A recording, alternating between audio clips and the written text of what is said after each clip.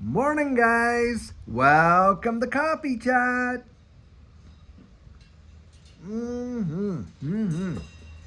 Very first sip shared with you guys. I'll tell you what.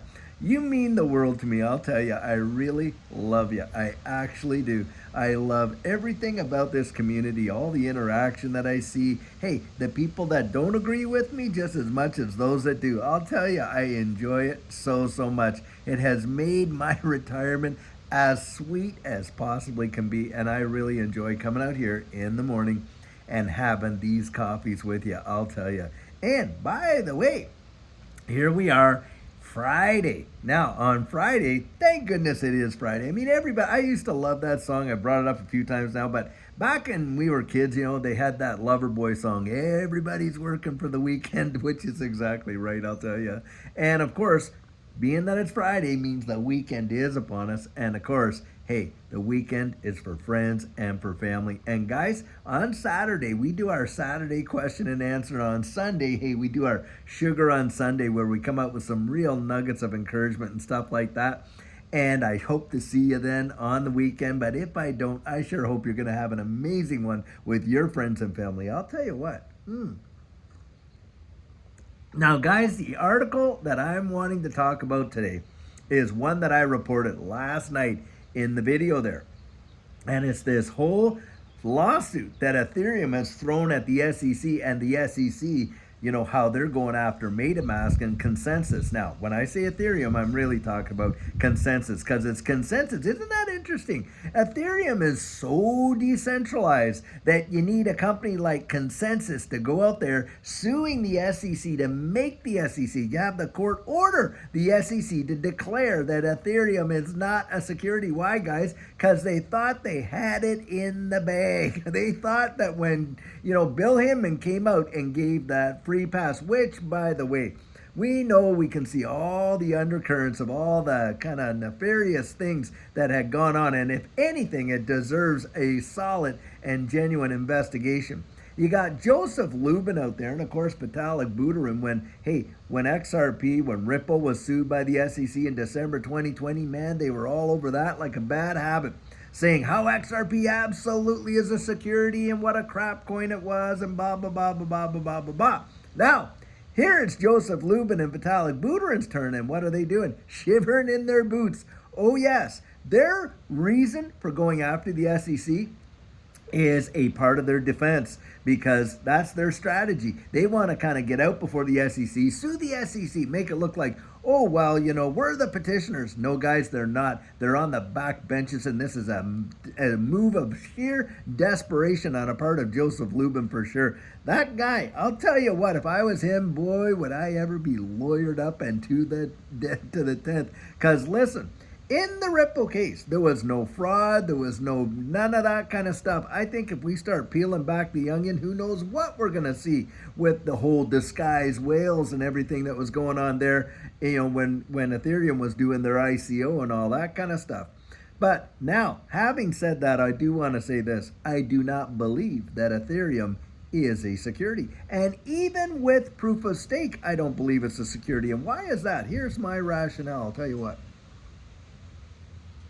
I do not believe that any one of these digital assets represent a security in and of themselves. Now, can there be contracts associated with the digital assets that do represent securities? Yes, I do. It's kind of like the whole Howey test. Were the oranges securities? No, they were not. Were the contracts regarding the orange grove securities? Yes, they were. That's how I kind of look at it right there. These are apples and oranges. They in and of themselves do not make securities. If that was the case, if that's the way the court was wanting to interpret the Howey test back in the day and all the way through since the 1940s till now, that would mean every grocery store in America would have to be out there registered with the SEC to sell their oranges, wouldn't it? Well, that's kind of how I look at it. And that's why I think Judge Annalisa Torres absolutely nailed it with XRP not being a security in the secondary market. That does not mean that XRP cannot be utilized or put into contracts that represent securities, and that's where the institutional sales came about. And that is the big question. Do the on-demand liquidity transactions where the user is using it for barely even a few seconds, does that represent a security? Does it meet all the prongs of the Howey test? Is there an expectation of profit utilizing that XRP in on-demand liquidity? Well, no, there isn't. They're using it for its utility. So that could probably get challenged, more than likely will. And we'll see what the final decision is going to be on that. But guys, think about proof of stake. Because, of course, and I've seen people in the comments, I'm answering them too, where they're saying, oh, wow, proof of stake proves that Ethereum and all these other ones that are proof of stake are securities. No, it doesn't. Think about it, guys. Does your cash in the bank account earning interest in your savings account, does that mean because you're earning interest in that savings account that the cash is a security? No, it doesn't. And yet you do have an agreement with your bank to earn a particular percentage of interest for that. And that does not make your funds in your bank account a security. It does not. Now, of course, there are other investment products where you do earn a yield that are securities, isn't there? I mean, when you think of the bond market and stuff like that, and you're locking it up and you're guaranteed a particular percent increase and things like, guys, the point I'm making is this. We need to be united, even though, look, I know all the baloney that happened way back there, Joseph Lubin and, Vitalik and all the rest of them that came out and really did not support Ripple at all. But it shows you just how stupid that strategy was. Because, hey, now it's their turn on the hot seat and they want everybody else, because they're coming out and saying, well, this is really going to be devastating for the entirety of the digital asset space, which I believe it could. But the thing is this. They weren't coming to anybody else's aid, were they? And that's where I really do believe in this space. We're on the cutting edge of the fourth industrial revolution, and we need to be united in this capacity for the regulatory clarity that we are looking for, so that we see some genuine and clear definitions in this space. Now, when Bill Hemmon and all that came out and gave Ethereum a free pass, saying, oh, well, now that it's more decentralized, those original transactions, they don't, although they were securities, we're not going to look at Ethereum as a security now. Well, guys, that's pretty unfair when you think about all the other ones that they've gone after. Look, if in the beginning, in the ICO, it was a security, then they should have at least, nailed it on that. But they didn't. They gave a free pass. And look at all of the dough that had been made by all of these people. And where did Jay Clayton and where did Bill Hemmon go to work after, their stint at the SEC when they dropped this big lawsuit on Ripple? Well, hey, they went to a lot of these law firms that were in on the Ethereum ICO and all that was going on with it, or at least very closely associated. That's why I say it deserves at least an investigation. But here we are in this space, and guys, the fact that they see us just clawing at each other's throats, that's exactly what they want. That is exactly what they want, because then they can say, see, look at how disruptive this whole thing is. They don't know what we're doing. We have to come in and take it all over and manage it ourselves and get a regulatory agency out there that all of these guys will have to dance to our tune and on and on. Guys, that's not how we want it to go. We want a seat at the table. We want to be participant in what this regulatory clarity looks like. We want allies in this space, not adversaries. And that's why, hey, look, even though I really, really disagree with how these guys handled it when it came to Ripple and how they jumped on the bandwagon of the SEC to come down our throats, and now that it's their turn, guys, hey, two wrongs don't make a right. And that is although that's kind of like a Mother Goose saying or whatever, the fact of the matter is it's true. We need to get up here and we need to rally in this situation so we get these legislators to give us the regulatory clarity for this space to literally thrive. And not just here in the United States, around the wide world. We need to put an end to all this disparity and get something that absolutely works. Because when that happens, guys, I'm telling you what, it'll literally send it in this space. I genuinely believe that. Wow. And I know a lot of people are going to tear this, this information up. You watch and see if all the content creators I brought it out there last night, but you watch, they're going to tear it up. They're going to tear it up. And as it goes forward, oh boy, are they going to have a heyday. It's going to be great for, all kinds of information that, we're looking for as content creators because, hey, we don't fabricate this stuff. We don't invent it out of thin air. One guy was saying there, hey, you said there was going to be a big surge in XRP. When's that going to happen? Wanting to nail me on a date or whatever. And I'm saying, well, if you actually watched the video, you would find out who really said it and when they expected it, because that's the deal, guys. A lot of us as content creators, hey, we're going out there and we're combing through all of this information that we get, and we're coming out and we're giving a commentary on it. That's what we're doing, and we're sharing, our enthusiasm for sure, our perspective, our conviction, and all of that kind of stuff.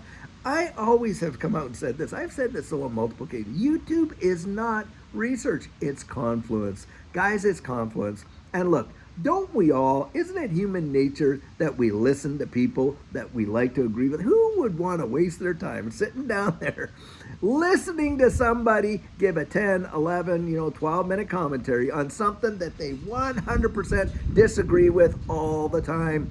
And they would go in there. Now, occasionally, for sure, I will do that. I'll listen to folks that have a different point of view than mine. And you know what? And in some situations, I've literally changed my point of view because I felt their argument was really that good.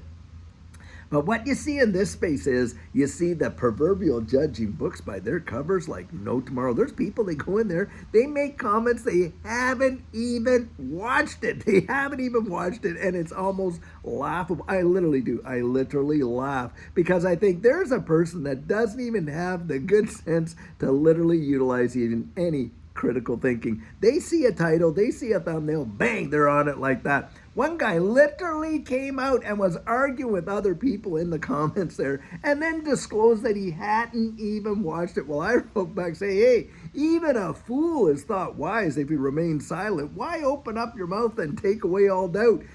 Kind of thing.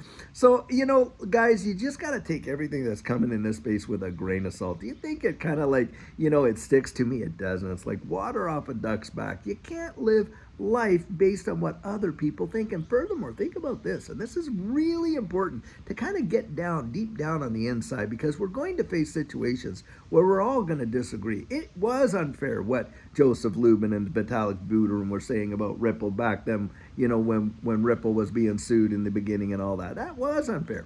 But one thing that we've got to do is this. Look, it is none of our beeswax what somebody else's opinion of us is, right? I mean, they have a right to think what they think, do what they think. I am not going to spend, and you should not spend, any amount of time trying to defend yourself on all these things. Let them think what they're going to think, because I'll tell you what, the very moment you start defending yourself, that's all you're ever going to do. You're just going to get caught into this tailspin of defending your thoughts, your feelings, your opinions, your perspectives. You're starting to literally defending your existence. I'm telling you, you can't live life like that, guys. Live and let live. And that's how I look at it. Look, I'm not going to let myself get so bent out of shape, with what people say or what they don't say or this or that or what they think or what they don't think, if they agree or if they don't agree. In fact, I actually prefer that if you don't agree, say so. Get right down in their comments then, because I love critical thinking. I think we need more debate. But look, the only difference is when we cross the line from attacking the argument to attacking the person. Well, that's a whole lot different, isn't it? And that is the cheap way. That's the easy way. For the guy who disagrees with you, if he feels like he's not losing his argument, where do they go, guys? Well, they go for the low punches, don't they? They start attacking your character. We see that in Congress every day long. Can't win the argument? Let's destroy the person. And that's how it is. That's how it goes.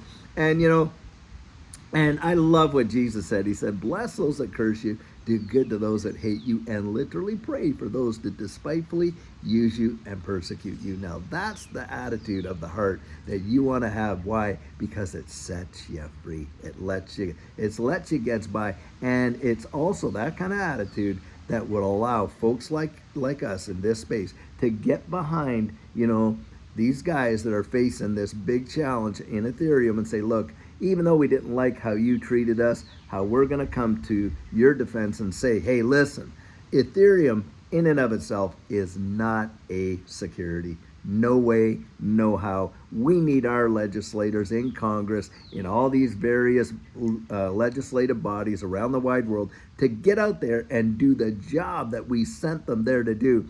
And that is to provide regulatory clarity for how these societies should work. And if you think that we're not seeing the transition of what present day is into a future digital economy, guys, we are. Central bank digital currencies, stable coins, this digital asset space. We need these legislators to get out there and do the job so that this space can thrive. Now, that's my 2 cents on it, guys. I'm sure you're going to hear a lot of other conjecture and on as things go along, but I'm throwing that out there right at the tip top as this just starts getting some headwind and stuff like that, so you guys know kind of where I stand before we really get into it. Well, guys, I'll tell you what, I sure hope you're having an amazing Friday. Can't wait for our video later on today. And until then, guys, have a fabulous one and take care.